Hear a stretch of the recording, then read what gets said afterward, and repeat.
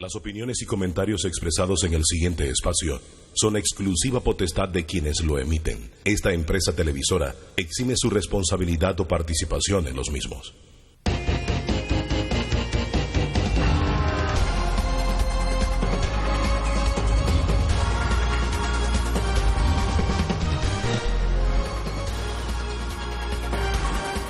Amigos, ¿qué tal? Tengan todos muy buenos días, bienvenidos a su programa Debate Abierto Dominical. Vamos de inmediato a dar inicio. El tema de hoy, descentralización versus impuestos, porque se ha venido planteando en el ambiente la posibilidad de que con el proyecto de ley de descentralización que presentaron ante la Asamblea el ministro de la Presidencia, Álvaro Alemán, y el presidente de la República, Juan Carlos Varela, pudieran los panameños verse afectados con un incremento en la tasa de inmueble. Vamos a quedar pagando, según se dice, más impuestos. Vamos a ver si eso es cierto o es falso, si hay coincidencia, en fin. Hoy nos acompañan en la mesa Elisa Suárez, gracias por estar aquí con nosotros. Ella viene en representación del sector privado, Consejo Nacional de la Empresa Privada, que han estado realizando interesantes análisis de este tema. También me acompaña en el día de hoy el presidente de la Asociación de Municipios de Panamá, alcalde también de Aguadulce. Aguadulce, el señor Herrera, gracias por estar acá con nosotros. Me acompaña por acá Horacio Estriví, en representación del Ministerio de Economía y Finanzas. Buenos días y feliz domingo. También me acompaña Pedro Miguel González, es miembro de la bancada del Partido Revolucionario Democrático y está muy bien empapado de este tema que vamos a estar discutiendo en el día de hoy. Y en breve estará en mesa Zulay Rodríguez, diputada de la República, y quien también tiene conceptos importantes relacionados con este tema y temores que vamos a debatir aquí. El ingeniero Blandón, como todos los domingos, y este servidor. La descentralización consiste, tengo aquí un resumen, en el traspaso del poder y toma de decisión hacia otras estructuras de gobierno que pueden estar o no jerárquicamente subordinadas. La descentralización de funciones y recursos entre distintos niveles de gobierno busca obtener una mejor asignación de los recursos públicos y fortalecer la institucionalidad de los gobiernos locales. El Estado promoverá la transferencia de competencias administrativas, económicas y sociales de forma gradual y progresiva a los gobiernos municipales. Es importante destacar que dentro de este proyecto de ley se tienen o se contemplan aspectos importantes. La proyección inicial, en la que el presidente utilizó la cifra de 175 millones de dólares, está basada en cifras del 2014, eso es importante que se sepa. Periodo en el que por medio de una moratoria se consiguió elevar la cifra del impuesto efectivamente cobrado, además del recaudado para el próximo año. Las proyecciones más cónsonas con la situación actual indican que esta cifra será aproximadamente de 140 millones de dólares y no 175 como se había planteado. Yo quiero también destacar algo muy importante que tengo aquí y es esta cifra. Miren ustedes, de lo facturado a nivel nacional en materia de tasa de inmueble, tenemos 392.515.523,38. Miren ustedes, casi 393 millones de dólares. Sin embargo, ¿ustedes saben cuánto se recauda o se recaudó la última vez? 101.610.354,13. O sea que hay un saldo de 290.905.000 dólares, o sea, casi 291 millones de dólares que no entran a las arcas del Estado producto de la evasión o el no pago de mucha gente en este país. No, o simplemente que solamente se le está facturando al 45% de las fincas. Ajá. Por diferentes motivos, no es que sea evasión. Y hay gente que también que no quiere pagar. No, o desconoce. Yo creo que el problema aquí ha sido un problema institucional porque nosotros no hemos hecho a lo largo de la historia un trabajo institucional de decirle a la gente qué es el impuesto, cómo se cobra. Nunca me has mandado una factura que dice que yo cada 4 meses te tengo que pagar N cantidad de dinero. Yo hay creo gente que lo desconoce. Lo desconoce, solamente lo sabe cuando va a vender su casa y se entera que tiene que pagar un montón de impuestos que a lo mejor es más incluso de lo que iba a ganarse vendiendo la casa. Así que yo creo que este es un tema combinado que debe ser corregido. Bien, interesante estas cifras y dentro de las cifras, ingeniero, la provincia de Herrera está muy bien. De facturado 1.984.000 y hay recaudado 1.355.000, o sea que somos buena paga. O sea que los herreranos son, ustedes están bien. Sí, es un problema de cultura fiscal que tenemos nosotros muy avanzado, ¿no? Bien, Pedro Miguel, cuénteme, ¿cuál es el espíritu real de este proyecto de ley de descentralización que evidentemente ahora se presenta un proyecto de reforma a la ley ya existente que fue llevada y aprobada en la asamblea de Martín Torrijos Espino, de la que usted formó parte en ese momento? Sí, y fue más bien una decisión de quienes éramos diputados en ese momento, ya en la fase final del gobierno de Martín Torrijos. Recordemos que el presidente electo en ese momento, Ricardo Martinelli, públicamente se opuso a la aprobación de la ley. Y una de las primeras decisiones que se adoptó fue la de aprobar otra ley para postergar su implementación para 5 años después. Estamos en un momento importante. Yo creo que esta es una de las leyes más estratégicas, si se quiere, en esta etapa de la historia nacional. Pudiéramos lograr realmente una gestión pública más cercana a la gente, con mayor eficiencia en la utilización de los recursos públicos y darle solución sobre todo a los sectores de las áreas marginadas de este país, de las áreas rurales. Y bueno, la decisión que ha tomado el gobierno es la de establecer una serie de condiciones para empezar a implementarla. Una de ellas es la de cambiar el esquema de la autoridad que creó la Ley 37 para convertirla en una secretaría adscrita al Ministerio de la Presidencia de la República. Es decir, la torre de control de este proceso va a estar en manos del presidente de la República y el ministro de la Presidencia. Eso es lo que está planteando el proyecto de ley.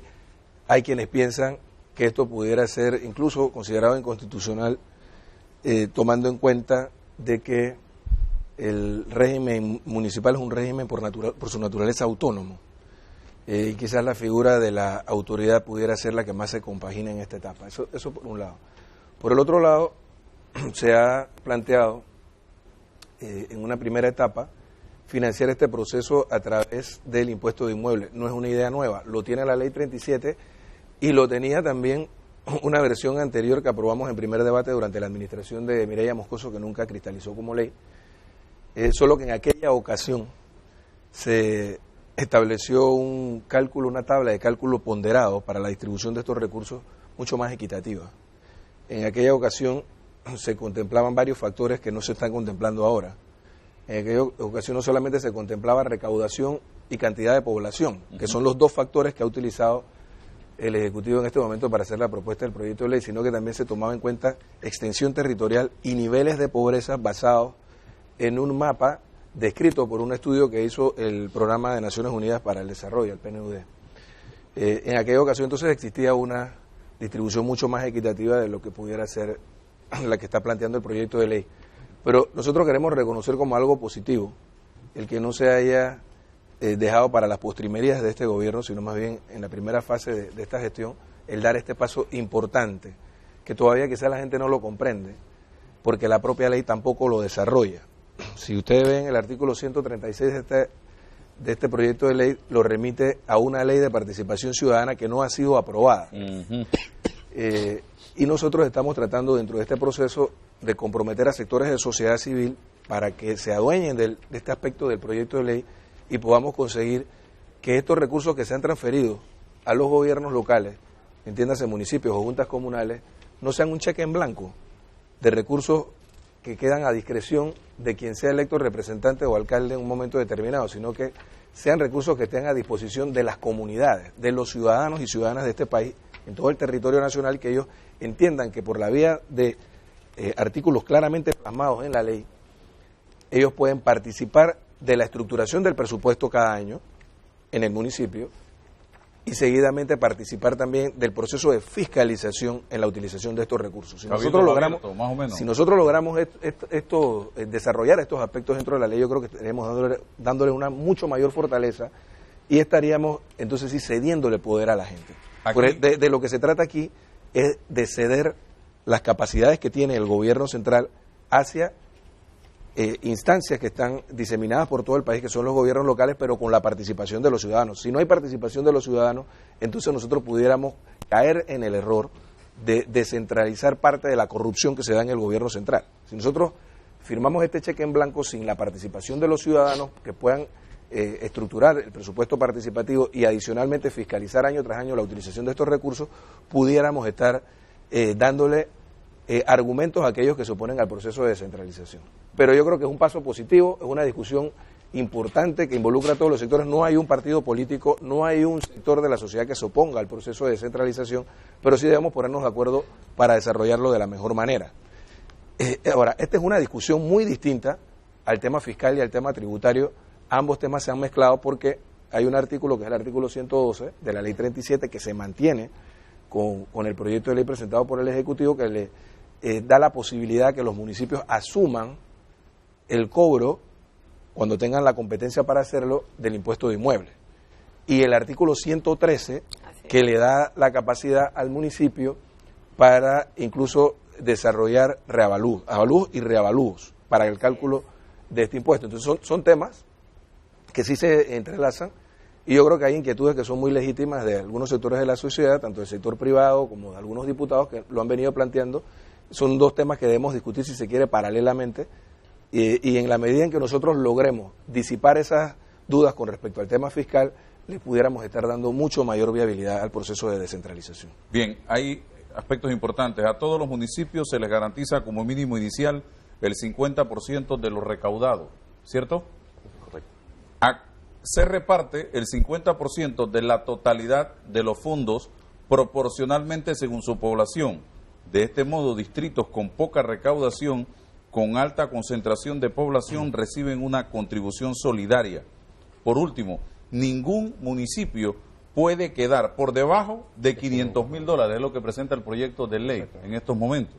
Aquellos que hayan recibido más de esta cantidad deberán contribuir proporcionalmente a lo recaudado con aquellos distritos que hayan recibido menos de 500,000, de modo que todos tengan al menos esa cantidad.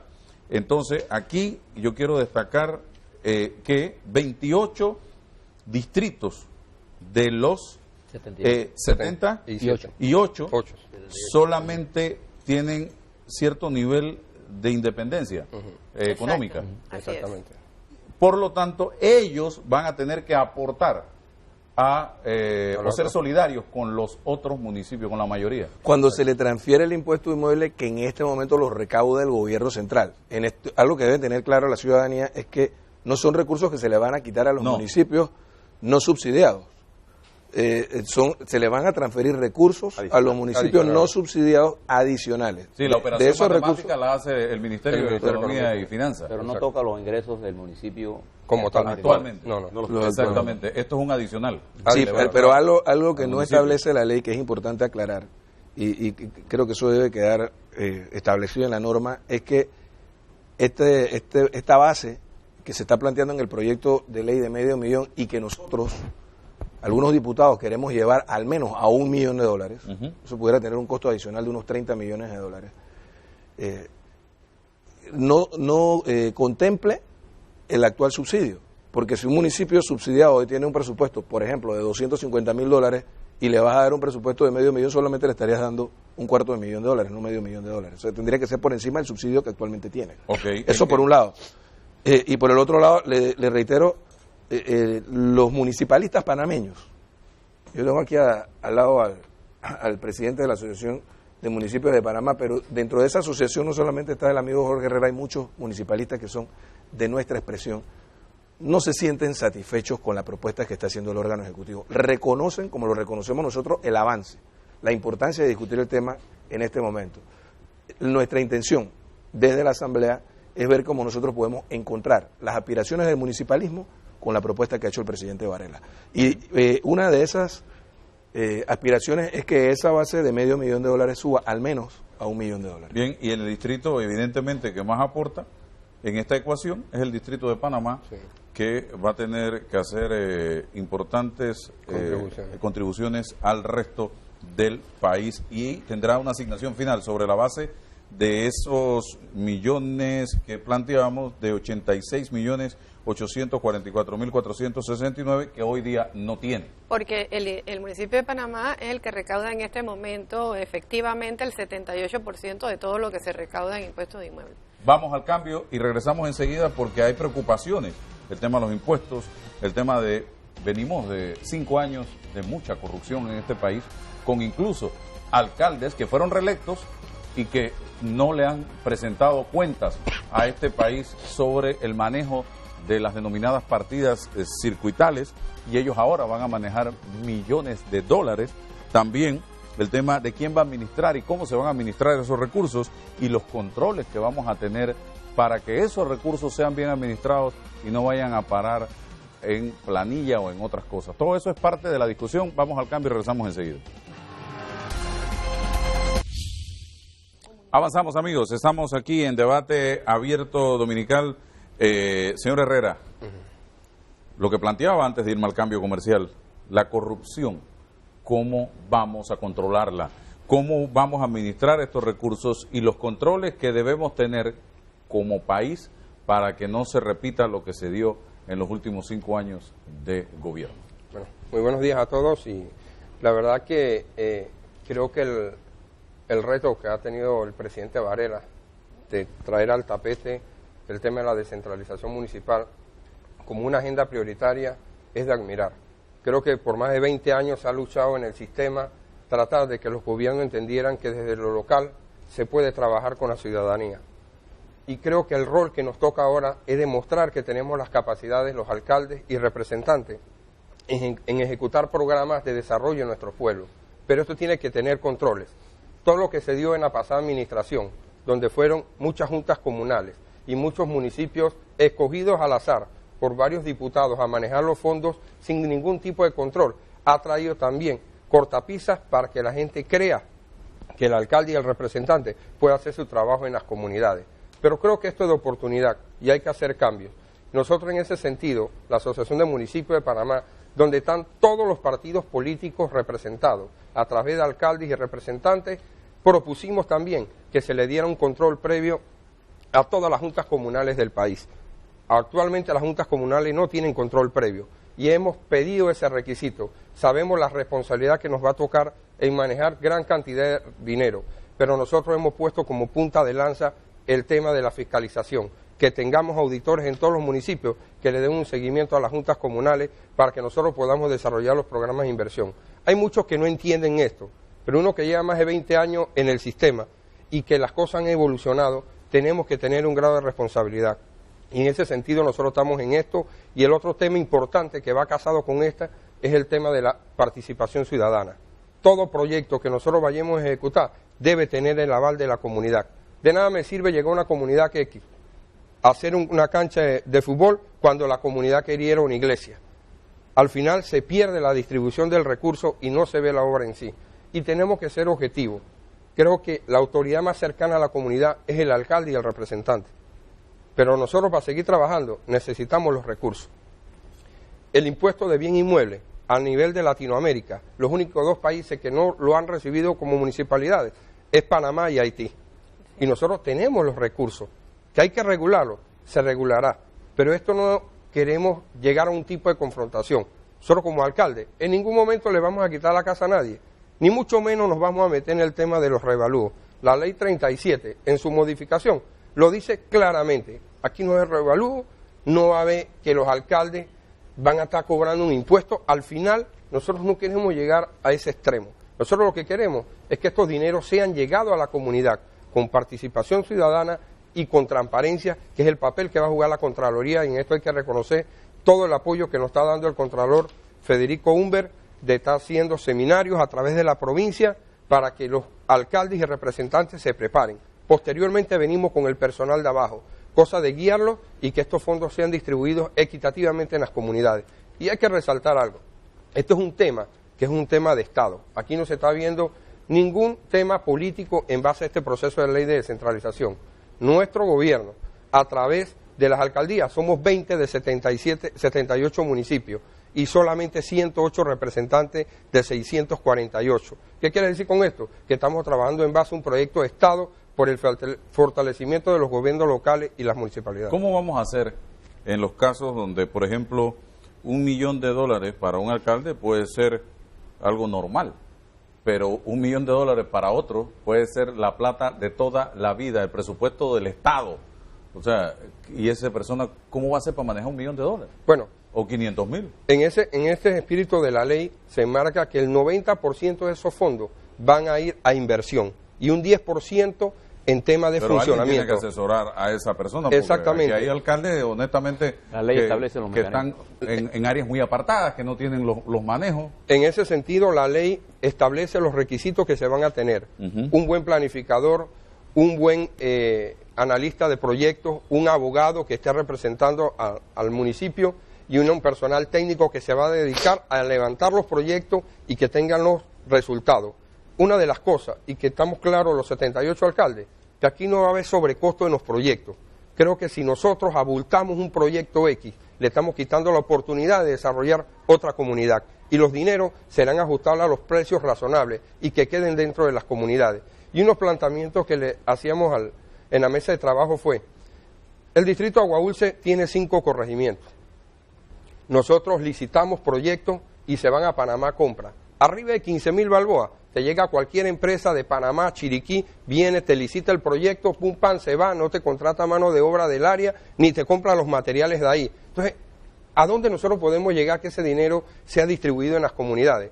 Estamos tratando y buscando el mecanismo de que esos fondos se compren dentro de la misma municipalidad, que se contrate personal de ahí, que también se compren los materiales de esas obras dentro de ese municipio, porque esto va a ocasionar una generación de ingresos. El almacén va a tener más ventas, la gente va a tener su salario, menos personas delinquiendo, y esto es una cadena que muchas veces no entienden, no es que nos den dinero y ya, es cómo nosotros podemos llegar a que ese dinero en conjunto llegue a todos los sectores. ¿Dónde va a estar ese dinero? ¿En una cuenta de cada municipio o va a estar en el Ministerio de Economía y Finanzas a disposición de los alcaldes? Ese dinero debe llegar a los municipios. Si se quiere llegar con una planificación bien estratégica, debe ser depositado en los municipios. Señor. Hay una secretaría técnica que es la que va a dar la viabilidad a que los proyectos caminen. ¿En qué sentido? El gobierno central va a hacer una cancha sintética en el corregimiento del Roble. Nosotros no vamos a meter el mismo proyecto, porque al final va a haber duplicidad de proyectos y se van a atrasar y no vamos a ejecutar ninguna de las dos. Entonces, estamos tratando de que la Secretaría solamente va a hacer de análisis de que los proyectos no choquen. Los dineros que lleguen al municipio y de ahí en conjunto, alcaldes y representantes, busquemos prioridades. Si al 31 de diciembre de cada año ese dinero no se ha ejecutado, ¿se pierde? Bueno, en la ley no dice nada de eso. Sí, sí. Yo creo que de acuerdo a la ley se acumula. Se acumula. Lo único que hay, aparentemente me dijeron, no sé si es cierto, una cláusula allí que no se puede usar previo a la campaña, el año de la campaña política. Bueno, porque puede haber, usted sabe que vivimos en Panamá, él juega vivo, no hago nada durante 2 o 3 años, acumulo ese recurso y en enero, previo a las elecciones, le pongo aire acondicionado al distrito. Es difícil que la comunidad lo deje. pero, Con el clientelismo que hay en este país. Digo, no podemos cambiar de partida circuital a partida distrital. Exacto. Y eso es un temor, ¿no? Así es. Eso puede ser. ¿Hay algo de eso, señor Horacio? En cuanto al límite para gastárselo todos los fondos en el año electoral, efectivamente. No se puede. No, hay un articulado que desarrolla eso, Sí. pero por otro lado, efectivamente el mecanismo consiste en que el MEF va desembolsando de manera progresiva a medida que va, el MEF mantiene, eso es importante decirlo, la facultad y la potestad de seguir cobrando el impuesto de bien inmueble hasta que los municipios tengan la capacidad de hacerlo.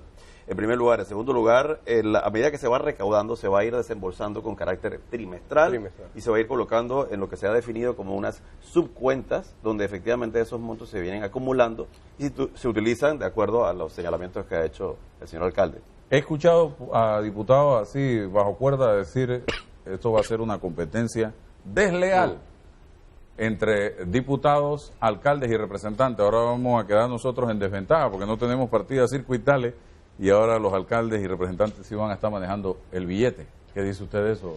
bueno, yo creo que la competencia leal se ve desde la perspectiva que se tenga, ¿no? Nosotros en 20 años de estar en los gobiernos locales siempre hemos sido oposición. Es la primera vez que nos toca hacer gobierno. Y una de las críticas, estando en el gobierno de Martinelli, fue que defendimos en ese entonces que se daba Prodeso, que a los alcaldes y representantes del PRD no se le daba recursos. Y nosotros, siendo parte del gobierno, nos fuimos en contra de esa línea y hubieron protestas que se hicieron, cierres en divisas, para que a los compañeros alcaldes del PRD y representantes se le diera. Nosotros somos municipalistas, independientemente la trayectoria que se puede venir, creo que la competencia más desleal es que nosotros no le demos respuesta a las comunidades. Y yo sí le hago el manifiesto a los 78 alcaldes y el llamado a la población. Ustedes tienen que empoderarse de estos proyectos. No dejen solo a su autoridad en ejecutar los mismos. Tiene que existir la participación ciudadana. El gobierno se está desprendiendo de más de 175 millones de dólares que deben de llegar a las comunidades en proyectos de inversión. No vean esto como matiz político ni como botín, porque la misma ley los va a encauzar también. Una posibilidad es que veamos en el 2019 a diputados corriendo para alcalde. Eso va a venir. O alcalde corriendo para diputado. O alcalde corriendo para diputado. Nunca lo habíamos visto en el caso de diputados para alcalde. Yo no recuerdo un fenómeno así solo en la ciudad capital. O se aspira a las dos. Solo en la ciudad capital. Estamos hablando de mucho dinero. Exactamente. Vamos al cambio y regreso con usted, Elisa.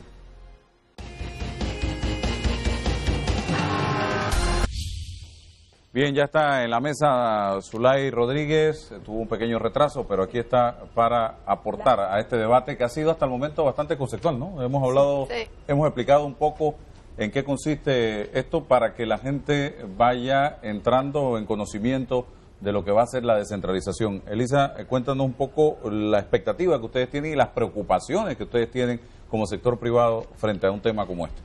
Bueno, iniciamos diciendo que nosotros no estamos en contra de la descentralización y estamos conscientes de que la descentralización es una forma novedosa de hacer las cosas para mejorar en todas las regiones del país, siempre y cuando se haga de la forma correcta y siempre y cuando la ley no tenga ciertas lagunas que nosotros vemos que tiene en este momento porque se dejan criterios a la interpretación y cuando usted deja criterios a la interpretación siempre hay problemas. Pero quiero partir de que nosotros no estamos discutiendo la descentralización, de que nosotros como Comisión Técnica Interinstitucional, porque esta comisión ha trabajado por más de un año y tanto con el MEF, después de la aprobación en primer debate de el proyecto de ley 43, yo ahora les voy a explicar cuál es la relación con la descentralización. Nosotros lo que hemos estado tratando de buscar es una fórmula que le permita a los ciudadanos de este país pagar lo justo por sus viviendas. No creemos que taxativamente el proyecto de descentralización diga que le van a quitar las casas a los alcaldes a las personas, pero por esas áreas grises que nosotros sentimos que todavía existen en la ley, artículo 102, uno de los que ya se mencionaron aquí, uno de los que nos preocupa, esto tenemos que revisarlo. ¿Por qué sí tiene que ver la descentralización con el impuesto de inmueble? Tiene que ver porque es la forma en que van a financiar la descentralización. El recurso, como lo dice la ley perfectamente, va a venir del impuesto de inmueble. ¿Y qué es lo que pasa con el impuesto de inmueble hoy? Con el impuesto de inmueble hoy, la ley tal como está, le cobra a los ciudadanos 2.1% de impuesto anual, ¿verdad? El más alto de América Latina. Y le logramos cobrar solamente, ¿verdad?, a 10% de las 900.000 y tantas fincas que tiene registrada el MEF en este momento y que nosotros estamos seguros que son muchísimas más. Entonces, lo que estamos hablando cuando hablamos de el recurso que va a usar el municipio y que van a usar 175 millones, que ahora nada más estamos cobrando 140, que ayer cobrábamos 120, no tiene fundamento si nosotros primero no resolvemos el problema del cómo recoger ese dinero de una forma justa con los ciudadanos, porque de lo que estamos hablando aquí es de las casas de todos nosotros, de los terrenitos de todos nosotros. Aquí la empresa privada no está hablando de negocio de la empresa privada.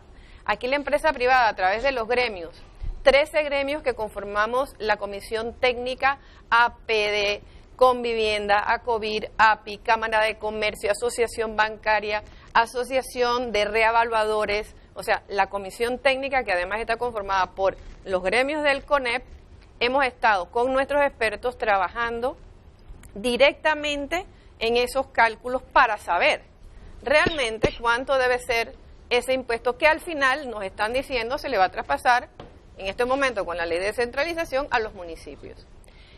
Entonces, ¿cómo vamos a iniciar el proceso de hablar de cuánto te voy a pasar si no he resuelto un problema fundamental? La ley de impuesto de inmuebles que existe al día de hoy tiene grandes escollos. ¿Cómo lo probamos? Desde el día que se hicieron reavalúos en el año 2012 y 2013, desproporcionados, que hicieron que muchas personas prácticamente en ese momento pudieran perder su vivienda. De ahí en adelante comenzamos un proceso y se presentó por una iniciativa inicialmente pues legislativa, un proyecto de ley donde se quería eliminar esos reavalúos. Nuestra comisión técnica, que ya tenía más de 2 años y medio de estar trabajando, se presentó en la Asamblea en todas las reuniones y presentó una propuesta técnica mucho más completa que gracias a Dios fue acogida por la comisión, fue acogida en primer debate y corregía esos errores que tenía esa ley que existe hoy. ¿Por qué? Porque la ley que existe hoy implica reavalúos. Lo puede hacer cuando quiera el MEF, pueden ser regionales, pueden ser generales y además surge en el camino una institución que se llama ANATI. Y resulta que ANATI también puede hacer reavalúos, que de hecho los está haciendo al día de hoy. O sea que eso de que se engavetó y que no se cobró, lamentablemente quiero decirles que no es así, no ha funcionado así. Entonces, si sabemos que no funcionó esto no lo voy a tocar más con la ley que existe actualmente. Comenzamos a conversar con el MEF, unas reuniones muy productivas, hubo muy buena acogida por parte del señor ministro Dulcido de la Guardia, de su grupo técnico, de la viceministra Chinchilla, y llegamos a una serie de acuerdos. Por ejemplo, ¿qué acordamos? Que evidentemente los reavalúos del 2012 y del 2013 había que eliminarlos, y que había que eliminarlos retroactivamente aquellos que ya se estaban cobrando y que hoy se siguen cobrando, por cierto, no es que se han dejado de cobrar, a 1.400 fincas, pero es que se reevaluaron 14.000 fincas, pero esas no se capturaron en el sistema. Y tampoco se pusieron en edicto las que se hicieron en las áreas de playa, o sea que son muchísimas más fincas. Por lo tanto, eso hay que eliminarlo todo, cierto, llegamos a ese acuerdo. ¿A qué otro acuerdo llegamos? A que esa tasa de 2.10 no podía seguir existiendo, tenía que ser una tasa más baja que le permitiera a mucha más gente pagar el impuesto. En esa serie de ideas que fuimos llegando a acuerdos, también dijimos, ¿por qué vamos a hacer este proceso tan complicado de mandar a alguien a hacer reavalúos a tu casa, que te lo haga de valor comercial y no catastral, donde nuestra ley no dice cuál es el método? La ley que existe hoy no dice cómo es la forma, la metodología de que yo calcule tu casa. ¿Por qué lo vamos a hacer tan difícil? Hagámoslo más fácil. Hagamos reavalúos todos los años con un porcentaje bajo y cada vez, todos los años, tú vas a saber cuánto tú vas a ir pagando de incremento de tu impuesto. ¿A qué no llegamos a acuerdo? Cuando nos dijeron que para poder bajar esa tasa, que de hecho llegamos al acuerdo de 0 para aquellas casas que cobran interés social, hasta $100,000 0.5 y arriba de $100,000, de $200,000 0.8, pero que para poder ajustarnos esa tasa y bajarla de 2.10 nos iban a hacer unos reavalúos hacia 20 años atrás, de 5% por año, con una fórmula compuesta. ¿Qué quiere decir eso?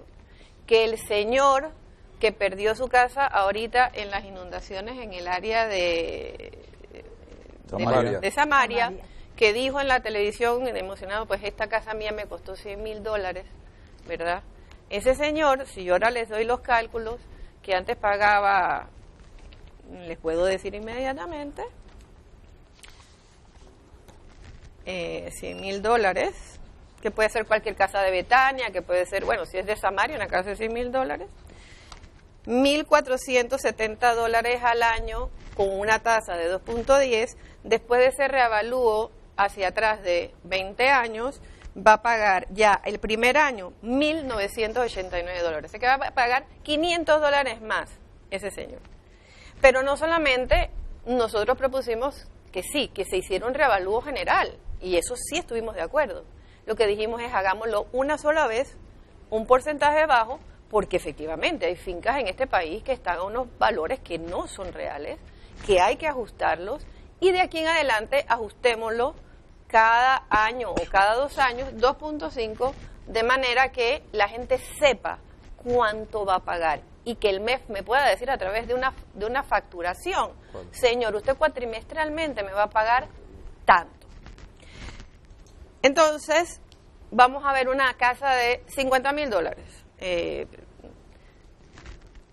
¿Qué puede ser de $50,000 una casa en Panamá? Un río abajo, áreas como Parque Lefebvre, ciertos sectores en la exposición. Bueno, esa persona a 2.10 paga el día de hoy $420 anuales. Si nosotros utilizamos esta fórmula, que es la que nos está presentando el MEF, que le presentó una nota el señor ministro al presidente de la Asamblea, señor de León, ¿verdad? Entonces, esa persona el primer año pagaría $874. Pero como también hay una propuesta del MEF, que fue otra de las cosas que no nos pusimos de acuerdo, y ellos nos dijeron que iban a reevaluar hacia adelante 4.1, y nosotros dijimos, eso es imposible, tú no le puedes cobrar hacia adelante 4.1, eso tienes que bajarlo mínimo usemos la inflación, pues. La inflación calculada a 10 años, a 20 años en Panamá, no ha pasado de 2.5. Utilicemos ese factor anual o bianual o cada 2 años de 2.5, pero 4.1 no. Pero si utilizáramos la fórmula que nos ha presentado el MEF a la Asamblea para la discusión del proyecto 43, en que está en segundo debate en el 8º punto en la Asamblea desde hace meses, 0.25. Esa persona, ¿verdad?, de su casita de $50,000, que ya no tiene exoneración porque son casas viejas en esas áreas que yo les he mencionado, de $420 que paga el día de hoy, dentro de 10 años estaría pagando $1.489. Entonces, cuando surge toda esta discusión de la descentralización y de que me van a quitar mi casa y todo lo demás, que no es el objetivo de la discusión, es decir, señores, antes de discutir el tema de descentralización y de dónde van a salir los fondos, hablemos de que el método que estamos usando para ese cálculo no está correcto. Y no me digan tampoco que solamente se soluciona, como nos ha presentado pues el honorable Ortega, de decirnos y una serie de legisladores, nada más quitemos los reavalúos de los 1.500 personas que ya están pagando. Porque ese no es el problema. El problema es cómo lo calculamos hoy, no la fórmula que tenemos hoy. El porcentaje que tenemos hoy, señores, no es correcto. ¿Qué propuesta? Tampoco pudimos llegar a acuerdo con el MEF, de las muchas que sí llegamos a acuerdo, y yo quiero ser muy honesta en eso, porque en esas discusiones se hizo un trabajo muy técnico, hubo mucha colaboración en ese sentido de parte del señor ministro y de la viceministra, pero de repente las conversaciones se suspendieron. Cuando nosotros dijimos, reavalúo para atrás 20 años, jamás. Cuando dijimos, eliminar las exoneraciones a las fincas agropecuarias, jamás. No lo vamos a aceptar. Eso lamentablemente paró. Un argumento que se usó fue que había fincas agropecuarias inmensas que no pagaban prácticamente nada. Quiero señalarles, para que usted pueda acogerse a una exoneración de una finca agropecuaria, usted tiene que hacer un proceso dentro del Ministerio de Economía y Finanzas a través del MEF, un proceso que lleva años para que usted le hagan esa exoneración, y tiene que haber una fiscalización por parte del MEF para garantizar que esa es una finca agropecuaria. O sea, no es que yo llego y digo de buena primera, mi finca es agropecuaria y tú me vas a exonerar. Eso no funciona así, tampoco funciona así con las fincas forestales que tienen una ley especial. Pero bueno, el punto, señores, si nosotros no queremos seguir en esta discusión de que me van a quitar mi casa y hacer temer a la sociedad, una cosa que no es lo que queremos con la descentralización, porque yo creo que eso no es lo que buscamos.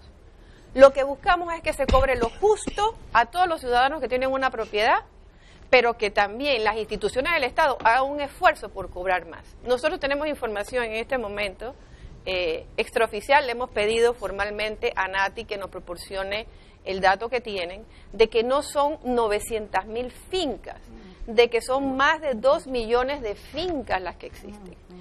Por eso nosotros les decimos, señores, si al primer año logramos bajar una tasa bajita, ¿verdad?, pero le logramos cobrar a mucha más gente que tenga la capacidad de pagar esa tasa bajita, ustedes no van a recaudar lo que ustedes estimaron, el licenciado escribió al principio, ustedes van a recaudar muchísimo más, los municipios van a tener más, los representantes van a tener más. Eso sí, cuando nosotros también logremos que esa ley de descentralización que está en este momento en la Asamblea elimine esas lagunas que existen, porque el artículo 112, señores, ustedes me perdonan con el debido respeto, no soy abogada, pero aunque habla de fondos, dice que cuando el municipio tenga la capacidad, va a manejar directamente el fondo. Y recuerden, si bien es cierto que los municipios no pueden establecer impuestos, porque eso es solamente potestad del gobierno, sí pueden hacer tasas, ¿verdad? Sí pueden hacer o cobrar permisos, sí pueden hacer o cobrar tributos, y mientras eso no quede clarito en la ley de descentralización, que eso no lo van a poder hacer, el día de mañana nos podemos encontrar, estimado alcalde, con el mayor respeto, con gente que no es tan seria como la que tenemos sentada pues aquí el día de hoy, y que va a inventarse a través de sus consejos municipales las tasas que ya hoy se inventan. Vamos. Entonces, hasta ahí lo dejamos por ahora. Cambio comercial. Ajá. Bien, avanzamos. Zulay, sus preocupaciones. Mis preocupaciones. Que ellos puedan hacer revalúo. Las mismas que Elisa. Elisa está conmigo desde el 7 de julio del 2014, cuando presentamos el proyecto 43. Se fue a la Comisión de Economía, aquí lo tengo el 18 de julio del 2014, ¿sí o no, Elisa? Ahí comenzó la discusión con 30 asociaciones y gremios gubernamentales y privados, incluyendo a la CONET, API, Asociación Bancaria. Posteriormente, se fue a una discusión donde ustedes comenzaron a hacer el equipo técnico las corridas de cuánto se iba a pagar ahora con el nuevo impuesto y cuánto se podía pagar con un impuesto promedio que se paga en toda América Latina, que es 0.25. Ese es el promedio en Sudamérica, Centroamérica, Estados Unidos. El único que paga la tasa más alta, el Estado federal, es Miami-Dade, que paga 0.8 de valor catastral. Exactamente. Toda esa información la tenemos. Fue probijado y aceptado en primer debate el 25 de agosto del 2014 y pasó a segundo debate desde el 12 de enero del 2015. 12 de enero del 2015 y ustedes reunidos con el MES. Es decir, que este proyecto 43 ha sido discutido por 1 año y medio, con más de 30 organizaciones, han hecho corridas, ha estado el equipo técnico, y Dulcidio por escrito me aceptó que el impuesto de 2.10 era un impuesto expropiatorio, confiscatorio, y que él podía llegar al arreglo que se podía tasar en 0.5 y 0.8, cuando fue Álvaro que te dije, por favor Álvaro, hazme con un notario una inspección en mi computadora, y creo que yo te mandé las cartas, Elisa. Hasta aquí voy bien, ¿verdad? Sí. Para que no digan que soy mentirosa. Pero, como a mí me gusta hablar con pruebas, me acaba de llegar esta señora de Betania, que tiene una casa de hace más de 35 años. La señora no sabía que la habían revalorizado y lo hizo la Nati. Y la señora empezó pagando un impuesto de $25.21 anual, y ahora está pagando por trimestre, o sea, estamos hablando abril, agosto y diciembre, 790,16 centavos. Creo que es cuatrimestral, Zulay. Cuatrimestral, exacto. Pero como la señora no sabía, ahora entre los recargos y la multa, que lo ha hecho la Nati de oficio con un perito y supuestamente esto estaba suspendido, Ahora la señora debe, aquí, y esta es la actualización, 5.628. O sea que ellos han seguido. Totalmente. Sí, señor. Y aquí está la certificación que le acaban de dar. A pesar de la promesa del presidente de que se suspendía todo lo que totalmente tenía que ver con falso. Aquí están las pruebas. Y la Nati le ha certificado, aquí está el número de finca. La señora me dijo, bueno, si pueden evitar mi nombre porque trabaja en el gobierno y le van a hacer represalias, porque lastimosamente cuando tú trabajas en el gobierno, pero dice, Zulay, yo entre perder mi casa y perder mi trabajo, prefiero perder mi trabajo. Y aquí está. Me dio el número de la finca, aquí está el número de folio y aquí está donde la Nati certifica que tiene que, porque ella para poder ponerse al día con el impuesto del bien inmueble y le den el trámite, tiene entonces que pagar, porque se lo hicieron de oficio, sin conocimiento de ella, estos 5.628. Si no lo paga este año, el otro año se le dobla en casi $11,000. Y al tercer año, si no lo paga, le van a rematar su casa. Certificación de la Nati donde le señala que como fue revalorizada y como ella no le fue notificada una casa en Betania de 35 años, ahora tiene que pagar. O sea que muchos de los que nos están sintonizando en este momento no a través de radio y televisión pueden estar pasando por lo mismo todos, que está pasando. Porque fueron revalorizados 2 millones de casas. ¿Y dónde quedó la promesa que se hizo? Bueno, la promesa quedó en el cesto de papel de basura, será. Y la Constitución incumplida y la utilizaron como papel higiénico, lastimosamente. Y no digan que estoy mintiendo, porque aquí está la certificación de la Nati y te voy a dar toda la documentación con la actualización que empezó con $25 y ahora cuatrimestralmente paga 790 y debe en este año 5.628 dólares. Señor... Díganme ustedes a mí por qué están haciendo esto. Por otro lado, Dulcidio me señaló a mí, porque yo quiero que me respondan, y mandó a Eida Varela de Chinchilla al despacho de Rubén de León. Y Eida Varela de Chinchilla le dijo, por favor discutan el proyecto 43. Proyecto 43 salva las casas. Estamos de acuerdo con la descentralización. Hay que darle autonomía a los municipios. Pero antes de discutir la descentralización, ¿por qué nosotros no corregimos estos entuertos que están haciendo de oficio mediante resoluciones la Nati de estar revalorizando casas, apartamentos, fincas y terrenos? Y la prueba está en lo que acabo de decir. Dulcidio me aceptó a mí que se podía poner un impuesto que lo podíamos bajar de 2.10 a 0.5 a 0.8. Pero yo no entiendo, Pedro Miguel, cuál es el miedo que tienen en este momento los diputados de discutir este proyecto 43. Recuerde que la última vez el quórum me lo tumbaron diciendo de que era una votación nominal cuando no se había pedido, porque los PRDs y los CDs, incluyéndote, te lo tengo que dar las gracias, Pedro, porque nos apoyaste en esa moción, estuviste con nosotros, dijimos que el proyecto 43, que estaba de número 11, fuera el número 8 y discutamos este proyecto. Zulay. Y tú nos diste la palabra y lo cumpliste. Zulay, el 8 de noviembre del 2013, estoy aquí con una publicación de un medio de comunicación escrito, dice,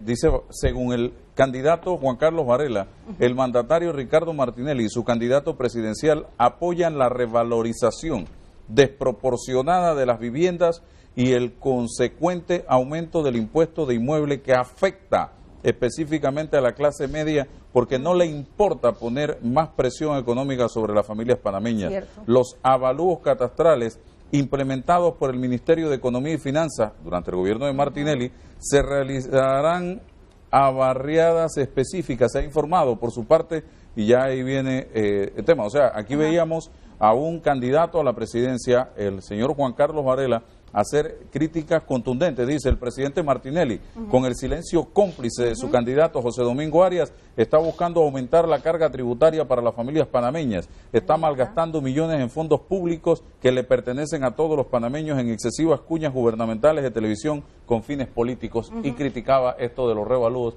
y las actualizaciones. ¿Y por qué la están haciendo? ¿Qué dice usted de esto, don Horacio? Bueno, gracias por la oportunidad finalmente de aclarar algunos conceptos.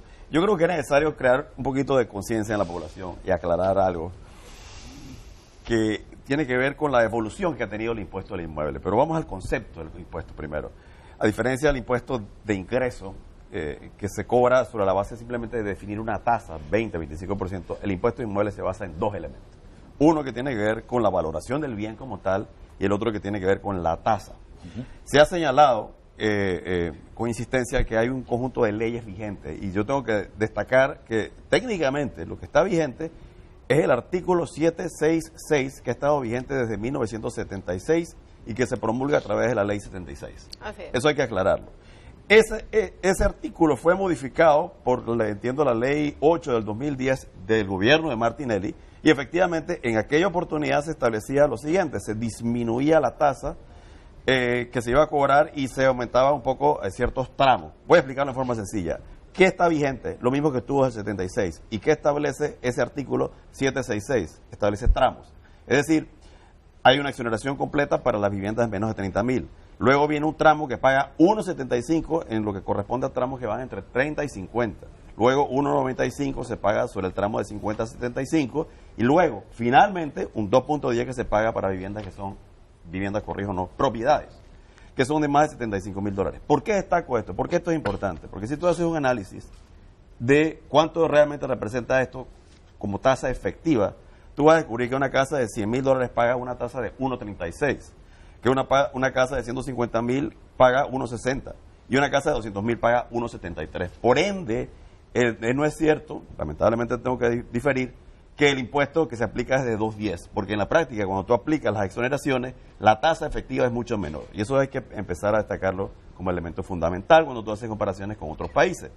En segundo lugar, incide también sobre la efectividad de ese impuesto, cuál es el valor que se establece. Y es un hecho, para bien o para mal, que en Panamá hay un desfase efectivamente a nivel de la valoración de un conjunto de propiedades, bienes inmuebles, que de paso hay que destacar, incluyen la construcción como tal, y el terreno. Y el impuesto inmueble de Panamá y la de la mayoría de los países está diseñado para que se pueda cobrar sobre la base de ambos elementos. Eso es importante. Entonces, cuando se habla de que las leyes que están vigentes son expropiatorias o son confiscatorias o son lesivas, lo primero que hay que decir es que son las mismas leyes y el mismo artículo y las mismas tasas impositivas y las mismas normas que han estado vigentes desde 1976.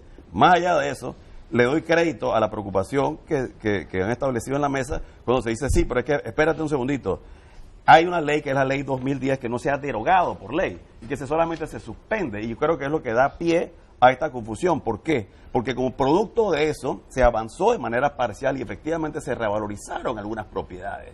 Y por ende, entonces, desde un punto de vista práctico, ahora mismo lo que tendría que hacerse es, ahora sí, por ley, derogar la ley 8 del 2010, que quede sin efecto, y también dejar sin efecto todas las valoraciones que se hicieron bajo esa modificación. Eso nos retrotrae inmediatamente a la ley originaria, en el sentido de que se cobran los tramos que siempre se han cobrado. Pero eso no elimina el problema, Horacio. Yo fui paciente y fui responsable en cederle a ustedes la palabra. Por favor, les ruego seamos respetuosos del derecho de palabra. Bueno. En segundo lugar, más allá de eso, nosotros queremos establecer que si es cierto que el Ministerio de Economía y Finanzas ha hecho varios ejercicios, hay que destacar que el MEF se siente más que contento y complacido con que la ley que está siga vigente y que eso no merme los impuestos que ya se recaudan como consecuencia de que nosotros tenemos que actuar con responsabilidad de frente al hecho de que estos impuestos de inmuebles, las recaudaciones que se captan de ellas, tienen que ir destinadas a los municipios. Por ende, cualquier fórmula que se plantee no se ha acordado hasta que no se acuerde. Decir que se llegó a un acuerdo omitiendo alguna información es injusto, porque tú estás diciendo que Dulcido me dijo que lo va a rebajar a 0.8, pero esto es parte de una fórmula. Decir que se llegó a un acuerdo en un aspecto y no el otro, yo creo que es desasistir a la verdad. Y la verdad es que permitamos que señor Horacio. Y la verdad es que nosotros lo que queremos es destacar, en primer lugar, que no hay en el país ningún antecedente de confiscación. Los que confiscan casas son los bancos. Y el gobierno confisca casas cuando son bienes mal habidos, productos de corrupción, etcétera. Más allá de eso, no hay ningún antecedente. Si hay preocupación, yo creo que es válida, hay que allanarla y hay que cortarle la cabeza a esa preocupación, estableciendo dentro del marco de lo que se discute hoy día algo que normalice y que traiga la tranquilidad. Pero hay que dejar sentado que no hay antecedentes válidos de que Panamá se le haya confiscado la casa a nadie por razones de carácter tributario. Y hay que destacar que durante este gobierno no ha habido tampoco ninguna legislación encaminada a ese sentido, que lo que hay es un remanente de una ley que se aprobó en el gobierno anterior y que tiene que ser derogada. Yo quiero ser insistente en esto. Lo otro es que Comprendo que en en el intríngulis político que se vive haya sectores que con justo derecho reclaman y sienten que hay que modificar una ley que está vigente desde hace años y que es la que ha servido como base para el impuesto del inmueble. Pero si se va a hacer, pues que no se haga a base de crear pánico en la población, haciéndole sentir que se le van a confiscar sus viviendas. Bien, vamos al cambio y vemos con usted, ingeniero, para cederle la palabra. Bien, vamos adelante. Nati y municipio. Tres instancias cobrando. Tres instancias. Tres instancias Cualquiera de las cobrando. tres, Ingeniero haciendo Blandón, revalúo, haciendo revalúo. Sí, Bueno, lo están haciendo de oficio. en primer lugar, me agrada que la audiencia esté presenciando una discusión que tiene varios componentes. Y quisiera que usted que nos está escuchando lo mire, porque lo que nos interesa es que usted tenga la mejor información para que participe en el desarrollo de lo que estamos hablando.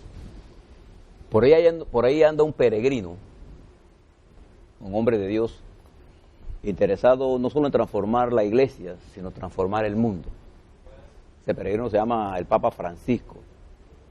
Y él ha planteado algo a la cual yo comulgo en forma permanente, como político, como intelectual, que cuando uno va a un debate de esta naturaleza, en la que hay puntos divergentes, y lo que es usual que existan, uno busca en primera instancia cuáles son los puntos de coincidencia, para amarrados en los puntos de coincidencia, establecer un criterio que permite una dinámica que produzca lo que queremos.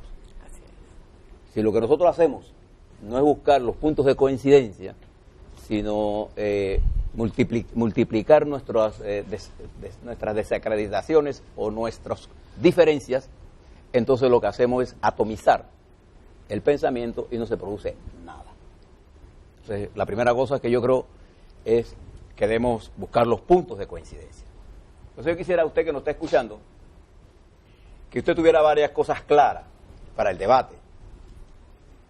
Actualmente existe una ley, que es la ley 37, que está vigente, que habla de la descentralización. Es una ley vigente.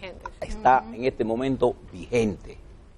Así es. Esa ley, que no es producto del presidente Martín Torrijos, sino producto de una rebelión de los diputados de su bancada. ¿Así? Pues aprobaron todos los diputados de todas las bancadas. Todo es producto de una rebelión. Todo.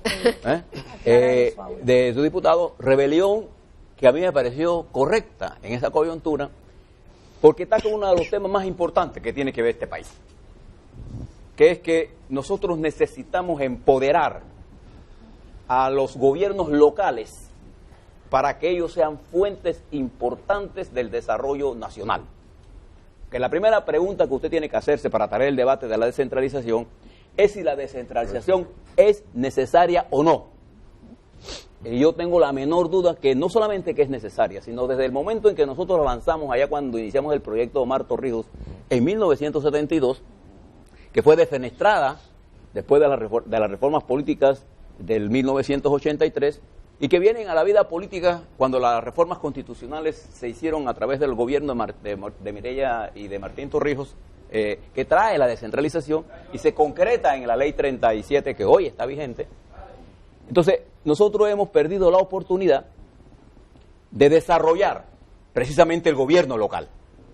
No hay ningún país desarrollado en el mundo que lo sea sin haber primero producido la fortaleza del gobierno local. O sea, nosotros no tenemos ninguna otra opción política que no sea probar la descentralización administrativa. Es una realidad política.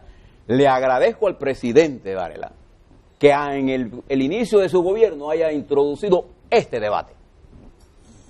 ¿Por qué? Porque este es un debate sumamente importante y sustancial al desarrollo de este país y a lograr un nivel de equidad en el desarrollo. Le agradezco además que haya pensado, porque la ley 37, aprobada en el año 2009, cuando hablaba de la distribución de los fondos que iban a los municipios, no establecía o estableció un mecanismo de distribución que no permite que llegue a los municipios que no tienen los recursos correspondientes. Le agradezco al presidente Varela que haya introducido el criterio de la solidaridad. Porque si esta ley no se aprueba y aplicamos la ley 37, más de 27 municipios indígenas, entre indígenas y pobres, no tendrían ningún recurso. Entonces, creo que el principio de la solidaridad lo debemos rescatar como principio para el replanteamiento y discusión de esta ley. Además, hay otro principio que está en la ley, que es el principio del planeamiento y fortalecimiento administrativo de los municipios para poder desarrollar estos proyectos. Nosotros tenemos, para que estemos claros, 78 alcaldías. Hay 648 representantes de corregimiento o corregimientos en este país. Entonces, de lo que se trata es de empoderar a esa estructura local para resolver los problemas que desde arriba, acá centralizado, se miran desde otra perspectiva. Lo que para ustedes probablemente, que lo que vimos en la capital no sea importante, probablemente allá en Canto del Llano, ¿sí? Que es, por ejemplo, construir un pequeño acueducto que me lleve el agua a esa gente, eso para ellos es importante. Entonces creo que no veo en el debate nadie, por ejemplo, de dirección política, que esté opuesto a la descentralización. Así es. Entonces me voy a ese punto de coincidencia. Exacto. Noto que hay una serie de preocupaciones con respecto a los que no está en o sea, la ley esta que está aquí, que es la ley, el proyecto que presentó Varela, no tiene ningún problema de incremento de impuestos. Esta ley no habla nada de eso. Pero hay preocupaciones con respecto a una serie de medidas que se tomaron en el gobierno anterior que tiene que ver con reavalúos excesivos, con decisiones que se tomaron con otros fines políticos que hay que resolver. Claro, de acuerdo. O sea, a eso hay que Para resolver. quitarle presión a la otra. Permíteme. Y en eso coincidimos todos, en que hay que resolver ese problema. Entonces, sí tenemos las dos variables importantes en la mano, que creemos en que la descentralización hay que hacerla. Y yo le añado, hay que hacerla solidariamente, ¿ah? Y bien. Bien, pero lo bien siempre. Yo no voy a oponerme a la descentralización arguyendo, bueno, es que los municipios no están preparados. Nunca estamos preparados cuando comenzamos. Pero sí, Por ejemplo, yo fui ingeniero joven y no me contrataban por mi falta de experiencia. Pero ahora estoy viejo y no me contratan porque estoy viejo. O sea, no usemos el que hay que hacerlo bien. Si hay que hacerlo bien en el sector privado, hay que hacer que la gente del sector privado cobre precios justos, que hagan casas correctas, que no engañen a la gente. Hay que hacer todo correctamente, no solamente el sentido público. Totalmente de acuerdo con usted. Por eso hablé del Papa peregrino, ¿ah? Porque nosotros siempre estamos dados a ponerle al gobierno y a los políticos lo malo, pero cuando hablamos del sector privado, no vemos lo malo que hace el sector privado. Yo todos los días recibo quejas por montones de promotoras que construyen casas con cosas que te dijeron que tenían, que no las tienen. ¿Ah? Entonces, también hay que exigirle al sector privado que asuma la responsabilidad de tener transparencia. Pero traigo el tema este. Si ya tenemos, Álvaro, estimados televidentes, dos vertientes importantes, que estamos de acuerdo con la descentralización, estamos de acuerdo con que hay una serie de problemas serios, graves, como por ejemplo esa revaluación exagerada que han hecho, que tenemos que resolver. Hay una decisión política para resolver ese problema, pero entonces tenemos que hacer que eso se concrete. Si eso es el obstáculo, levantemos el obstáculo. Así es. Pero ¿qué es lo que quiero pedirles a todos ustedes que tengan puntos de vista diferentes, que tienen el derecho a tenerlo? ¿Ah? Claro. Que, sin ser juzgados. Sí, no, y sin ofendernos. Por supuesto. Claro, sino, bueno, yo puedo tener cualquier que pase con Pedro, con Zulay, con usted, pero lo haré siempre respetuosamente. Probablemente, si usted me escucha bien, tendremos más coincidencias que diferencias. Entonces, si yo quiero, a usted como el sector privado, a mí como político, a mí como panameño, me interesa el desarrollo municipal. Entonces, pongámonos de acuerdo en la ley de centralización, pongámonos de acuerdo en lo que tenemos que quitar, que no cree problemas en los que pagan los impuestos, y entonces juntemos toda nuestra voluntad en el sentido positivo, estimados televidentes, para que logremos qué cosas necesitamos hacer. Fíjense, y termino con esto. Y aquí está nuestro amigo Estribi Hay dos noticias que a mí me han caído positivamente en esta semana. Una de ellas ha sido leer la evaluación de Standard & Poor's sobre la economía panameña, en la que nos mantiene el grado de inversión. Debate que yo no he escuchado en nadie. Eso es una noticia extraordinariamente importante. En el momento en que América Latina tiene un crecimiento negativo, nosotros tenemos un crecimiento 6% y tenemos grado de inversión. Esa es una noticia importante. Y el otro, que me ha llamado poderosamente la atención y me ha llenado de energía política, es que estemos discutiendo sobre la descentralización administrativa.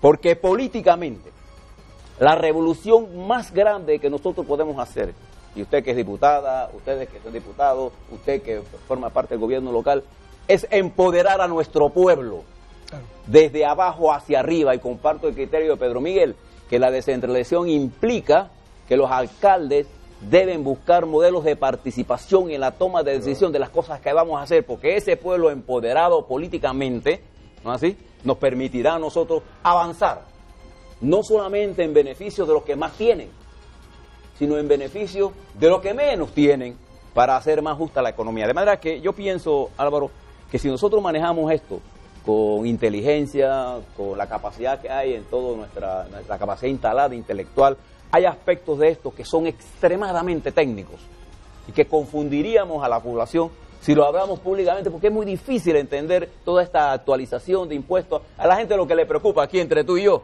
es que yo vaya a sacar un fajisalvo y de pronto me aparezca que yo debo $5,000 cuando yo no tengo plata ni para comprar la comida. Eso es lo que a la gente le preocupa, y le preocupa de verdad. Bueno, resolvamos esto, pero no usemos esto para parar esto, ni esto para ocultar esto.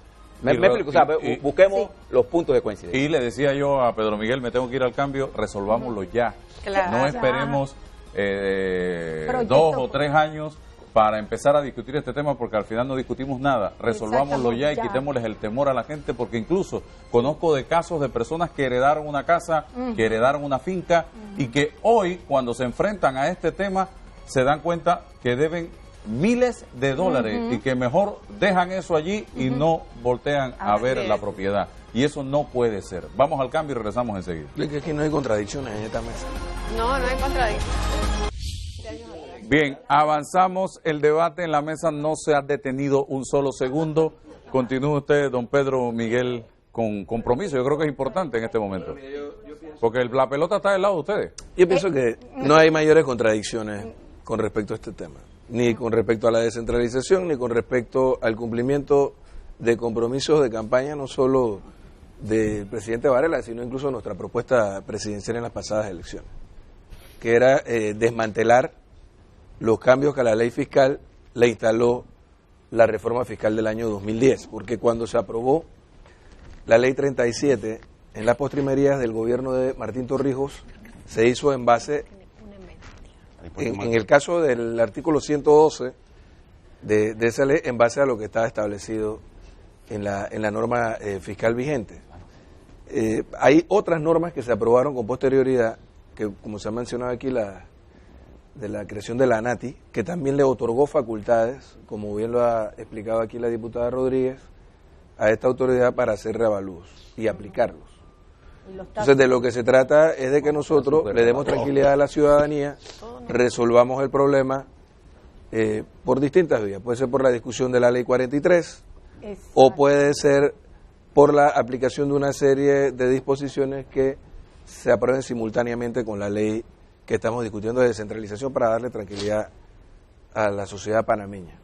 Pero yo veo más coincidencias que complicaciones. Al final, lo que la gente debe entender con este tema de la descentralización es que tenemos un gobierno central que no tiene la capacidad de atender las necesidades de la inmensa mayoría de la población, sobre todo aquella que vive en las áreas rurales y marginales del país.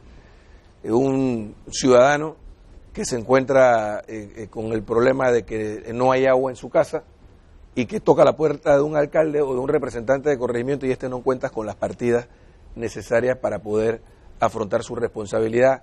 Igual pudiéramos decirlo de un camino rural, igual pudiéramos decirlo de problemas de vivienda, el mantenimiento de una escuela, de un puesto o de un centro de salud. El gobierno central en el caso de la República de Panamá sufre de elefantiasis, si se quiere, entonces se mueve muy lentamente y no tiene capacidad para atender estos problemas, de manera que estaríamos revolucionando la gestión pública en la medida en que nosotros aceleremos este proceso de descentralización. Ahora, hablemos un poquito de números, Álvaro, para que no creemos falsas expectativas en la gente. Este es un proceso gradual. Algo avanzaremos con la administración de Varela. Entre menos avancemos con la administración de Varela, mayores compromisos debemos adquirir aquellos que aspiramos a gobernar este país a partir del año 2019. Entre más avancemos con Varela, él podrá jactarse de haberle dado el mayor impulso posible a la descentralización. Pero hablemos de números. El año pasado se hizo una recaudación de este impuesto por el orden de 175 millones. El anterior fueron 180. En ambos años se aplicaron moratorias, es decir, el cobro de impuestos pendientes, lo que incrementó el cálculo. Este año, hablábamos antes del programa y se confirmó que al día de hoy anda por el orden de los 105 millones y la proyección es de 140 a 150 millones de dólares. Es decir, no los 180 millones de dólares con los cuales se está haciendo el cálculo para el Fondo Solidario. Pudiera ser menos, porque si además de eso cambiamos la ley fiscal y como quiera que todavía no tenemos la fortaleza institucional para ampliar la base impositiva como lo ha solicitado acá la representante de la empresa privada, todavía no tenemos esa estructura, entonces pudiéramos afectar aún más esa recaudación y pudiéramos estar hablando de un fondo todavía mucho menor que el de los 180 o el de los 150 millones de dólares. Bien, hablemos de números. Esos 175 millones de dólares que se recabaron el año pasado solo representaron el 3.24% de los ingresos tributarios. El Estado panameño recaudó alrededor de 5.400 millones de dólares y de ellos 175 millones fueron de impuestos inmuebles. Así que no le estamos hablando de la gran cosa. Hablemos del presupuesto. El presupuesto general del Estado ya desde hace varios periodos anda rondando un poquito más, un poquito menos los 20.000 millones de dólares. Si hablamos de que este año el cálculo va a ser o lo que se recaude del impuesto de inmuebles será de 140 millones de dólares, estamos hablando del 0.7% del presupuesto general del Estado. Todavía siguen siendo migajas para la gente más pobre de este país. Hablemos de números. $500,000 para un distrito como Calobre, por ejemplo, que es del circuito al que pertenezco, que es el que más corregimientos tiene. Tiene 12 corregimientos. $1 millón, si lo duplicáramos, lo que se está planteando en el Fondo Solidario, apenas alcanzaría lo que se le otorgaba a Calobre por vía de un programa que se aplicó en el medio de las propuestas de la ampliación del canal con el PRODE. Eran $80,000 por año por corregimiento, $960,000 para el distrito de Calobre. Si no estamos hablando de la gran cosa, para que la sociedad panameña no se cree falsas expectativas en torno a las capacidades que tendrán los gobiernos locales a partir del año 2016. Nosotros debemos aspirar a que, como lo ha dicho acá don José, a la vuelta de 5, 10, 15, 20 años, tengamos gobiernos locales administrando una mucho mayor cantidad de recursos del presupuesto general del Estado. Cuando se habló hace algunas semanas atrás por parte de algunos voceros de mi partido del 5 o el 10% del presupuesto general del Estado, sin plantear la fuente de financiamiento, ¿de dónde se van a sacar esos recursos? 5% son 1.000 millones, 10% son 2.000 millones de dólares, transferirlos a gobiernos que todavía no tienen la capacidad administrativa para ello, no sería lo más aconsejable. Pero sí pudiéramos pensar en la modificación de este proyecto de ley de manera que una de las aspiraciones de los municipalistas queden sentadas en la ley, aunque sea a través de una vacatio legis, para que se aplique a partir, por ejemplo, de vencido este periodo en el año 2020, de que tengamos un porcentaje de los ingresos tributarios financiando la descentralización. De manera que nosotros podamos resolver varios problemas. Si el día de mañana el municipio de Panamá asume la competencia, que es el que mayor capacidad administrativa tiene, que pudiera irse por vía de tercerización muy rápidamente al cobro de este impuesto, entonces estaríamos afectando a quien aporta el 70% del Fondo Solidario y estaríamos prácticamente dejando el Fondo Solidario sin financiamiento. Así que yo creo que pudiéramos pensar un poquito más allá. Yo quisiera entonces aprovechar este programa para hablarle al gobierno, hablarle a los diputados, a la sociedad civil también para que participen del proyecto, pero en el caso del gobierno y de los diputados es para que tengamos la disponibilidad de mover la propuesta de Varela, ser un poquito más ambiciosos y tratar de llevarla hacia lo que son las aspiraciones históricas de los municipalistas panameños, porque hasta el momento, fíjate, si llegáramos a 200 millones de dólares, estaríamos hablando del 1% del presupuesto general del Estado. Y yo creo que las áreas rurales de nuestro país, que han vivido en la marginalidad históricamente, tienen ahora la posibilidad de empezar a encontrar un camino hacia su desarrollo con la participación de los ciudadanos, si nosotros los dotamos de estos recursos y de esas capacidades para asumir competencias. Si nosotros logramos esto, nosotros estaríamos frenando un fenómeno que es clásico aquí en Panamá y en el mundo entero, que es la migración de las áreas rurales hacia las áreas urbanas, generando estos bolsones de pobreza que hay en la periferia. Entonces, la solidaridad de los centros urbanos hacia las áreas rurales consiste no solamente en resolverle un problema a las áreas rurales, es evitar un problema futuro en los centros urbanos. Que nosotros podamos darle las condiciones a la gente más humilde de este país de que tengan un poco más de felicidad. Me tengo que ir al cambio, pero quiero una especie de no sé si compromiso o promesa. ¿Cómo hacemos para ya lo discutimos? Debate? Mire, este tema ya nosotros lo discutimos con Rubén de León, el presidente de la Asamblea, lo hemos hablado con coordinadores de bancada, incluso me comentó el presidente de León que habló con la diputada Rodríguez al respecto. Nosotros no vamos a aprobar la ley de descentralización sin haber resuelto el problema. Excelente. Ya sea por la vía de que se discuta el proyecto de ley 43 o sea porque se le hagan modificaciones a la ley fiscal a través de este proyecto de ley, porque es algo que también es viable. O sea, las dos opciones son el proyecto 43 Ajá. y la otra. Que dentro del propio proyecto de descentralización se aprueben las normas que sean necesarias para disipar cualquier complicación al respecto. Primero, compromételo a que discuta el proyecto 43 que está esperando el segundo debate. Claro, porque además yo soy solo un voto. Y después la descentralización. Con el proyecto 43 le quitas el miedo a las personas, reglamentamos las revalorizaciones, reglamentamos lo de la tasa. Si se queda en 2.10, no se queda en 2.10, pero que se surja la discusión, que venga la empresa privada, que venga la asociación bancaria, que venga el MEF y que se llegue a una decisión que sea consona para la población panameña y que ayude a los municipios. Estamos de acuerdo. Muy bonitas tus palabras, Pedro. Hermosas. Me encantan. Y me gusta la descentralización y hay que ayudar a los municipios rurales. Pero no me gustan las palabras de tercerización, porque cuando tú hablas de tercerización estamos... Claro, yo no lo estoy diciendo por mí, yo estoy diciendo lo que puede ocurrir en la práctica. La ley lo permite. Y comprométete públicamente que discutamos un proyecto que es el 43, bueno para la población, bueno para los municipios y que nos abre la puerta entonces para que discutamos y podamos aprobar la descentralización que tanto necesitan los municipios. El proyecto 43, el proyecto 43, ¿qué es lo que tiene, honorable, que a mí me parece que es lo bueno? Que al haber sido tan discutido, por un año, tan revisado, nosotros tenemos respuestas, al igual que el MEF, a muchas de las dudas que van a surgir técnicas y que, como muy bien dice don Blandón, pues es muy difícil de explicar aquí. Lo que sí es importante, yo sí lo quiero dejar claro, es que nosotros como empresa privada, como gremios especializados, nuestra preocupación es que por aprobar la ley de descentralización no estemos cometiendo el error, como usted bien señala, de un impuesto que realmente es mínimo, causarle entonces un problema a los dueños de casas y de propiedades. Eso es todo, eso es lo que queremos evitar. Y la invitación a ser más eficientes también en el cobro de impuestos, en vez de estar pensando en aumentar o en revaluar, en actualizar un montón de cosas. Vamos al cambio y regresamos enseguida. Bien, seguimos adelante. Señor Herrera. Bueno, yo creo que hemos visto algo positivo en la mesa, y es que se encontró el punto X donde está el problemita para el proceso de descentralización, y creo que las partes deben de sentarse y buscar una solución al respecto. Nosotros tenemos que garantizar que esos fondos lleguen a las comunidades con transparencia y participación ciudadana, y ese es el llamado que le hacemos a todos los alcaldes del país, representantes de corregimiento. No veamos cuál es la bolsa que nos va a dar, veamos los problemas que tenemos en la comunidad, y la población que entienda algo, son $500,000 para cada municipio. 500,000, tenemos una serie de competencias. Ahí es prioridad, se va a resolver.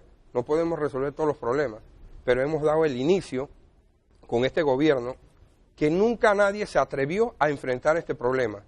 Porque si nos vamos a la historia verdadera de cómo se aprobó la ley de descentralización y quiénes la suspendieron, porque tenían otra agenda política, bueno, hoy tenemos el reto, pero hagámoslo bien. Al final, ningún alcalde, como está plasmado en la ley, vaya a quitarle la casa a nadie, ni mucho menos con responsabilidad asumir este reto, porque estamos para resolver los problemas en la comunidad. Pero sí lo positivo es que se encontró los dos puntos sensitivos.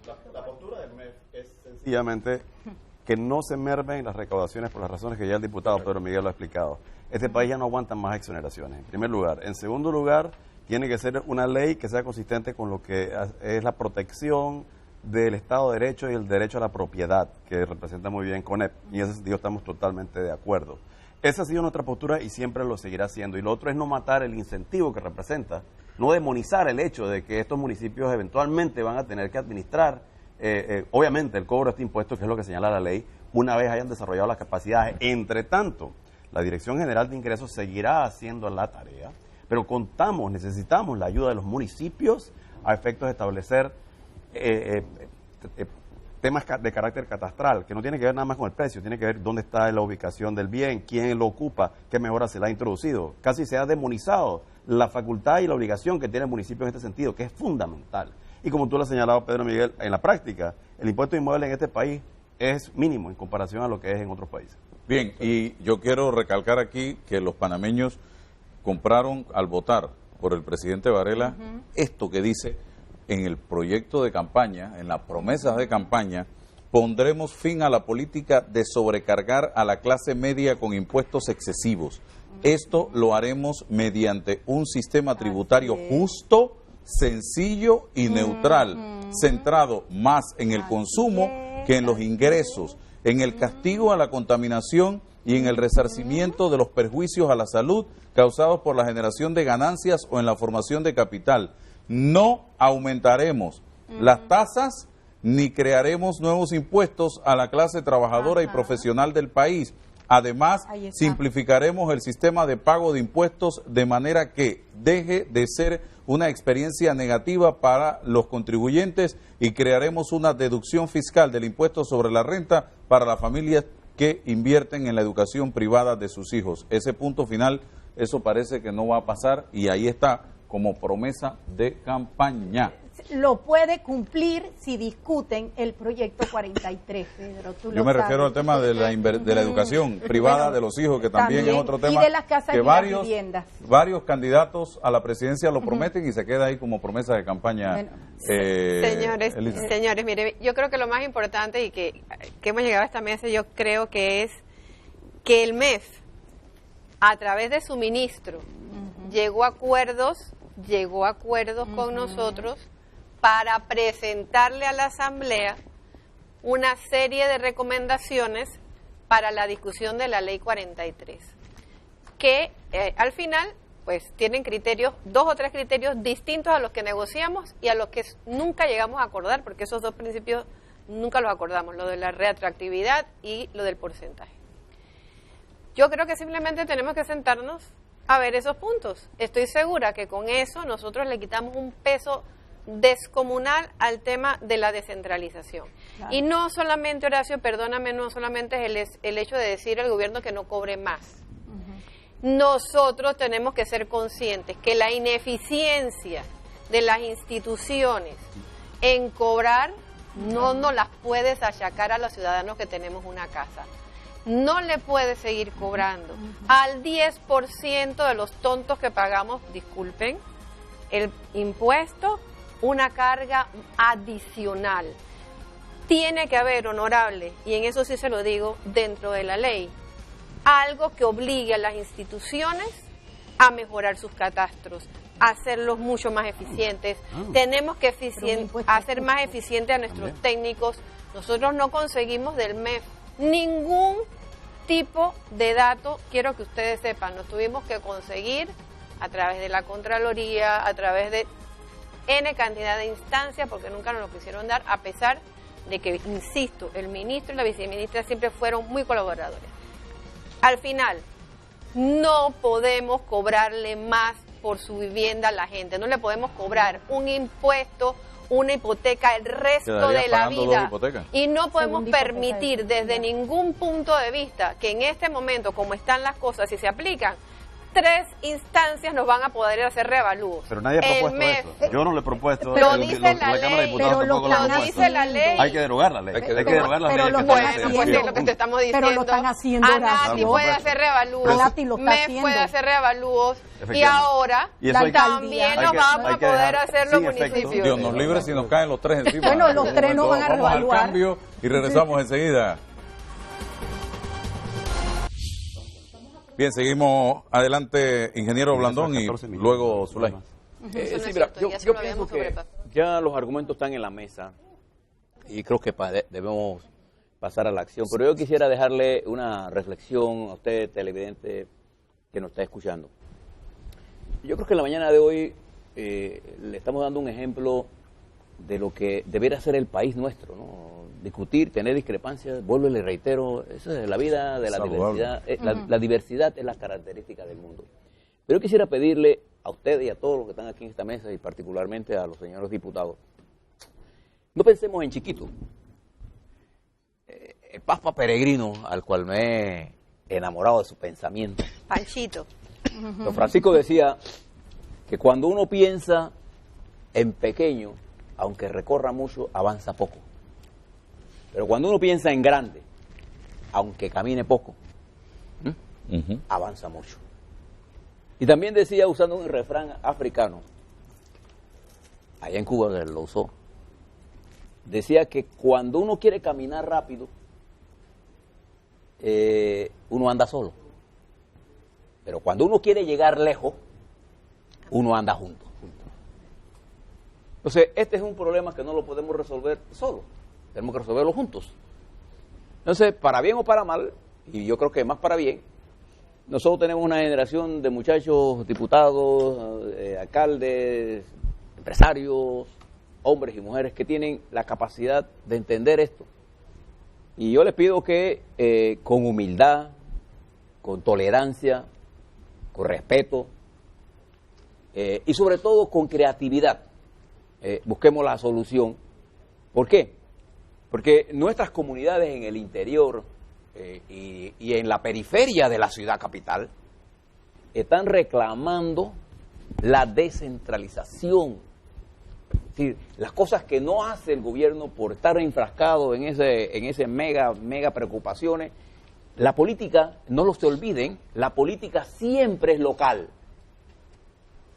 A los hombres y mujeres que no están preocupando, no están viendo, les preocupa otras cosas más sencillas: agua, transporte público, seguridad, un centro de salud, medicina, que la escuela esté limpia, que esté pintada, que se recoja la basura. Esa es la esencia de la descentralización, darle poder administrativo a una comunidad que, si el dirigente local hace participativa esos recursos, su capacidad política de transformar el municipio es mayor, y la sumatoria de municipios fuertes hace una nación fuerte. Bien, cerramos, Zulay. Bueno, mire, las comunidades y los municipios rurales, como usted dice, están reclamando descentralización, pero también están reclamando que no se les tase a fincas agropecuarias y terrenos donde ellos tienen un nivel de subsistencia en este momento, no están produciendo, no hay alimentos, no se le están dando las facilidades, y lo poquito que tienen, que es su tierra, no quieren que se la revaloricen. Cuando usted señalaba que el proyecto de Juan Carlos Varela no tasaba mucho más del 2.10, eso no estoy de acuerdo con lo que usted está diciendo. Yo no hablo de bueno, ninguna tasa. Sí, hay que hacer las reformulaciones y modificaciones en la ley, porque el artículo 112 habla que se tienen que dar morosidades, recargos del impuesto de bienes inmuebles de periodos fiscales anteriores al 2015. Y estamos hablando que el MEF nos dio una solución de que querían 20 años retroactivos atrás. Así es. Entonces, señores, el artículo 17, 19 de nuestra Constitución Nacional establece que todo panameño, panameña y residente en Panamá tiene el derecho inalienable de tener una vivienda digna. No queremos segunda hipotecas de por vida, no queremos impuestos impagables, y lastimosamente las alcaldías en este momento, yo no estoy hablando, ojo, separo la descentralización, tienen jueces ejecutores. Si no puedes pagar el agua, no puedes pagar la luz, no puedes pagar la tasa de aseo, te lo rematan. ¿quién nos dice a nosotros que esto no puede pasar con nuestras casas? Dejemos la ley clara y Pedro, ya te comprometiste, discutamos el proyecto 43 y entonces entremos a la descentralización para ayudar a los municipios rurales y resolvamos la autonomía y fondos necesarios que necesitan todos los municipios en Panamá para que estas obras lleguen finalmente a las comunidades y al país. O primero que la descentralización o al mismo tiempo que la descentralización es el compromiso que se ha asumido en esta mesa y ojalá se cumpla, amigos. Gracias por la aclaración. Gracias por estar aquí con nosotros en el día de hoy. A nuestros panelistas, interesante programa. Ojalá hayamos todos aprendido un poco más acerca Nosotros, de como empresa privada, vamos a defender el patrimonio de los panameños, sus casas. Esa es nuestra función. Se acabó y nos vamos para Guararé. Ingeniero, a saludar a la gente allá en estas actividades. Bien, hasta el próximo domingo.